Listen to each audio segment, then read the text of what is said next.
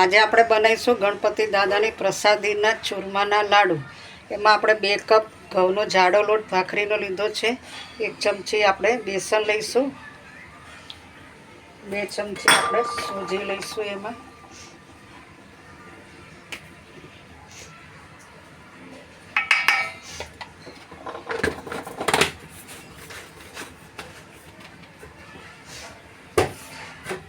આપણે બરાબર મિક્સ કરી દઈશું।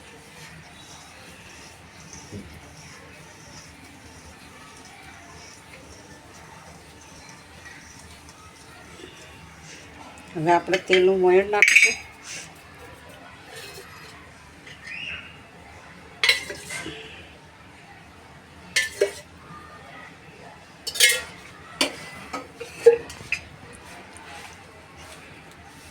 બે થી 3 ચમચી જેવું તેલનું મોયણ લેવાનું।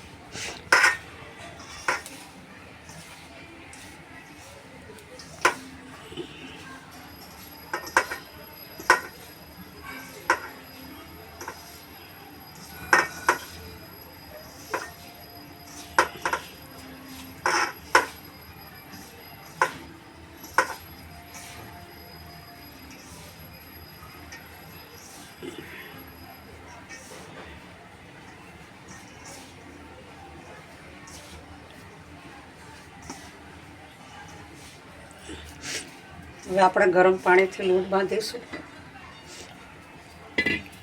આપણે તેલ ગરમ કરવા મૂકી દઈશું।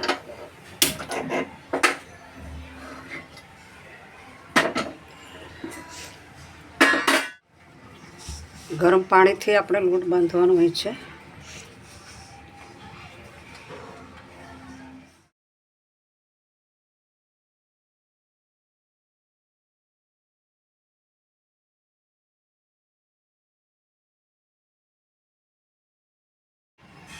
આ રીતે મુઠિયા વાળવાના, પછી આમ આંગળીથી દબાવવાનું, પછી આ રીતે કાણા પાડી દેવાના થોડા, એટલે વચ્ચેથી કાચું ના રહે। પછી આ રીતે આમ તળવા મૂકી દેવાના।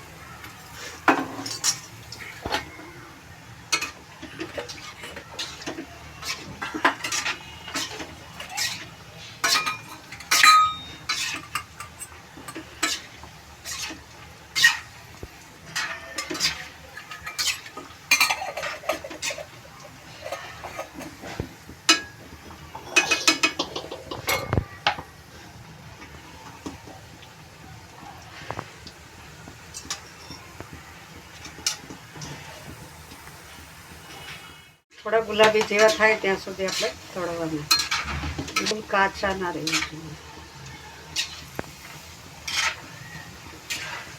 તળવાના અને એને ઠંડા થવા દેવાના। આ રીતે સરસ તળાવવા જોઈએ। હવે આપણે એને એકદમ સરસ ઠંડા થવા દઈશું। હવે આપણે કાજુ અને દ્રાક્ષને ઘીમાં શેકી લઈશું।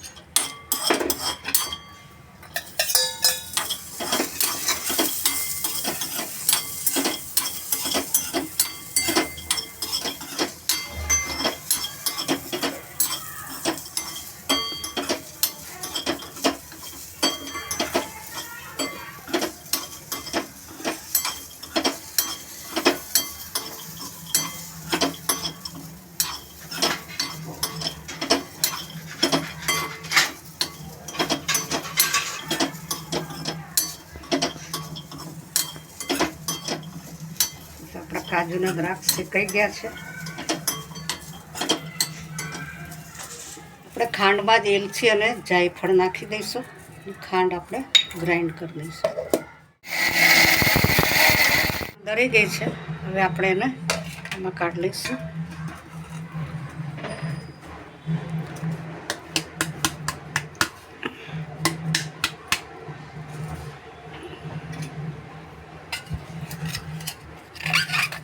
આપણા મુઠિયા ઠંડા થઈ ગયા છે. હવે આપણે એને ગ્રાઇન્ડ કરીશું.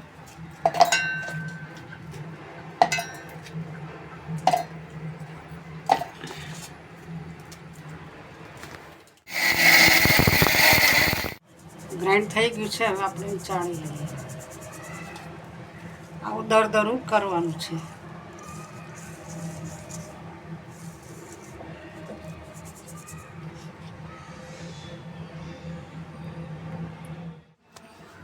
આપણું આ મુઠિયાનું કરું ગ્રાઇન્ડ કરી દીધું છે. હવે આપણે એમાં ચમચા પ્રમાણમાં ઘી નાખીશું.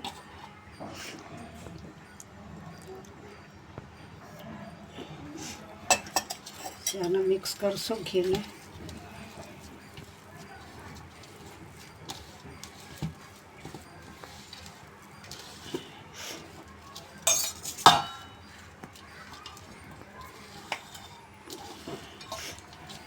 હવે આપણે ખાંડ નાખીશું.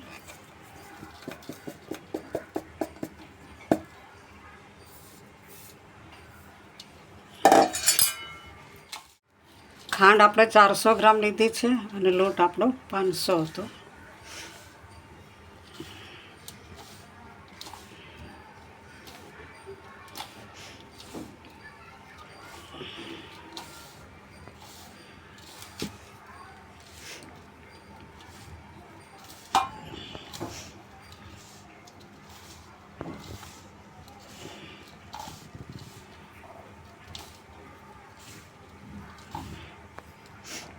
આપણે બધી ખાંડ લઈ લઈશું.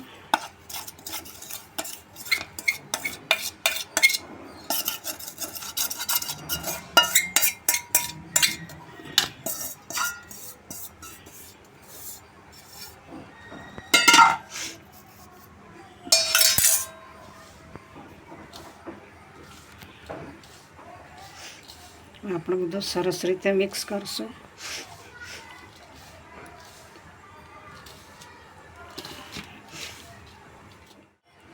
હવે આપણે ડ્રાયફ્રૂટ મિક્સ કરીશું, કાજુ અને દ્રાક્ષ.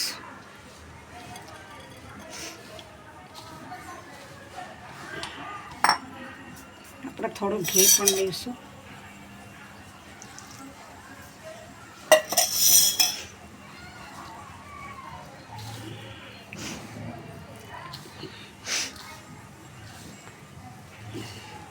એક વાટકી જેટલું ઘી આપણે આમાં લીધું છે.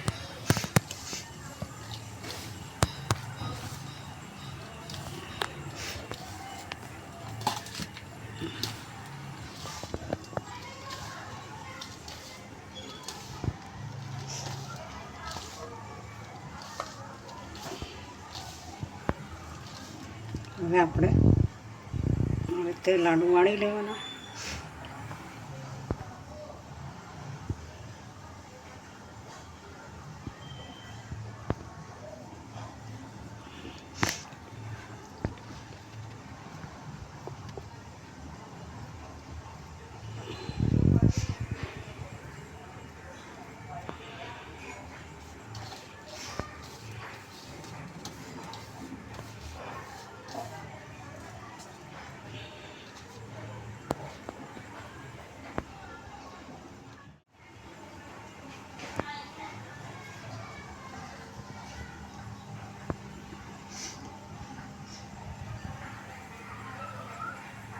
લાડુ સારી રીતે વળે એ માટે એક ટિપ્સ બતાવું છું.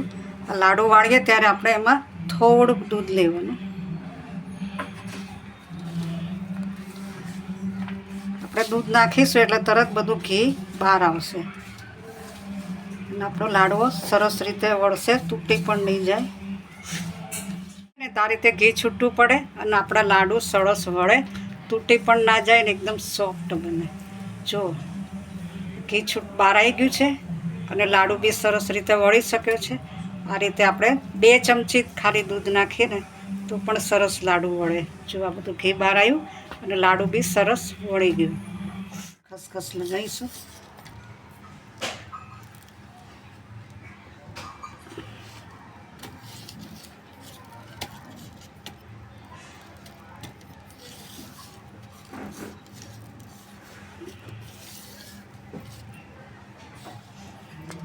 આપણા ગણપતિ દાદાના ચૂરમા લાડુ તૈયાર છે.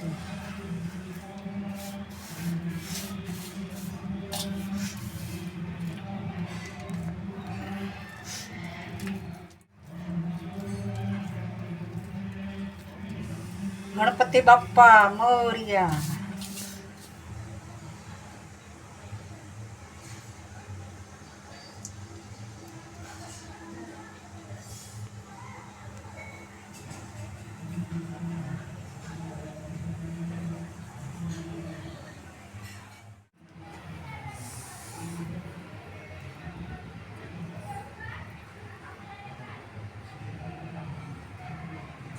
જો તમને અમારી રેસીપી ગમી હોય તો અમારી ચેનલ ધ ભાવસાર કિચનને સબસ્ક્રાઈબ કરો, અમારા વિડીયોને લાઈક કરો, કોમેન્ટ કરો અને શેર કરો. Thank you.